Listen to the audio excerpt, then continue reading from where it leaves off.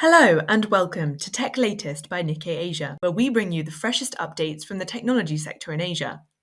Every episode, one of our reporters from the region will be filling us in on the tech news on their radar, from semiconductors in China to space travel in Japan to startups in Indonesia. From Nikkei Asia's Tokyo headquarters, I'm Alice French. In this episode, I'm talking to Kenji Kawase, our chief business news correspondent based in Hong Kong, about how Russia is getting around the US's semiconductor export sanctions as the Ukraine war continues.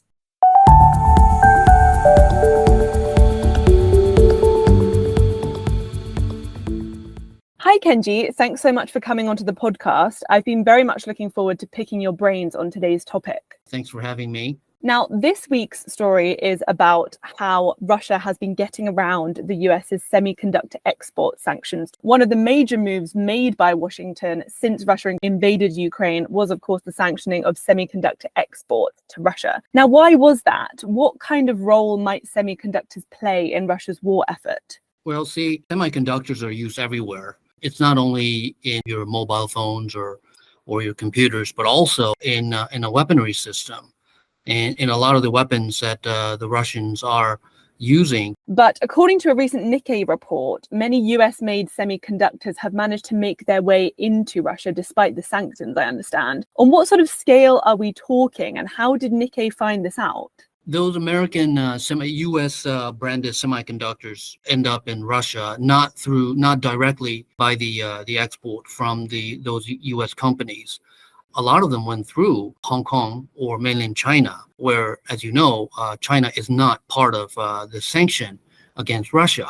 Actually, Xi Jinping made a visit to Moscow in the end of March, and they made all these agreements to enhance the relationship, including economic ties. And the way in which Nikkei found out was that through going through customs data by Russia, through an institution, found out that there was a big surge in export of semiconductors through Hong Kong and China especially. And then the numbers that we're talking about, this is the data that Nikkei obtained. There's 3,292 transactions between February 24th and December 31st last year. You know, February 24th is the day when Russia invaded Ukraine, and until the end of last year.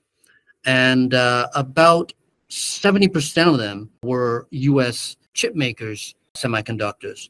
Right, so we really are talking on a very big scale here. What do we know about the organizations or the companies that were facilitating these exports then? Since I've been living in Hong Kong for a long time, reporting in Hong Kong for a long time, it's very easy to establish companies in Hong Kong, whatever companies you like. And there's a 24-hour service by corporate registry in Hong Kong where they allow you to register. And then there are a lot of agencies, lawyers who will help you establish companies. So creating a company is very easy. And therefore, these companies, whoever are the ultimate owners, they are able to set up a function here and then somehow facilitate these trade that originate from the United States, end up somewhere in mainland China or in Hong Kong, and then somehow ship them over to Russia.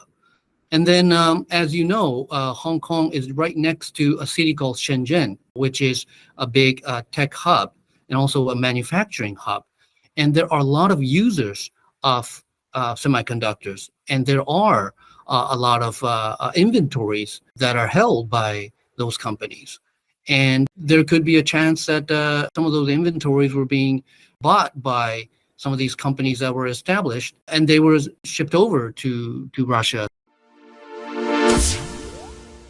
Finally, I wanted to touch on what I thought was one of the most striking elements of this report, which is the sheer cost of some of these semiconductors. They're pretty expensive, right? And what might the high cost of these tell us about Russia's intentions in Ukraine? Yes, I know. The cost of some of these chips that are mentioned in the story is actually staggering, actually. Yeah, I'm sure that they need high-tech, very high-level, high-spec chips in order to use in their weaponry system, because some of these weapons are very, very sophisticated. And therefore, they are really trying to buy expensive chips through this route or whatever they can. I think this is the easiest route, because since they're buying a lot from this through this channel. And as the war goes on, which is really unfortunate, and the Russians are escalating their war efforts, I think they'll need more of these expensive chips in order to support their activities in military. It does all sound rather ominous and is definitely a topic that's worth following as it unfolds. Just before we go, Kenji, I wanted to ask you if you have any other recommendations for our listeners from Nikkei Asia's website this week. Okay, yeah, there's another story that that we feature in our newsletter, which is a story on Alibaba's breakup into 6 companies. The announcement that was made 2 weeks ago, but people are still talking about it. And also on Jack Ma, what's happening with him. But one of the things that are not so much talked about in other places are the position of SoftBank.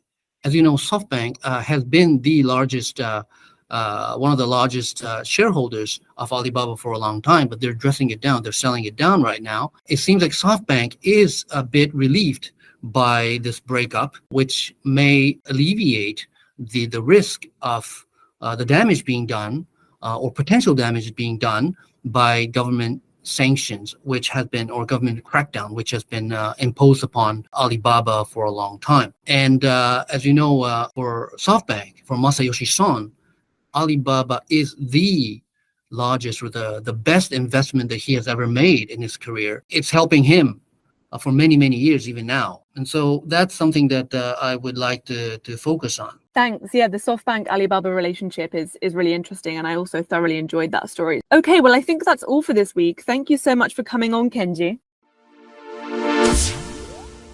You can read more of Kenji's reporting, along with a host of other stories about Asia's tech industry, on Nikkei Asia's website, asia.nikkei.com.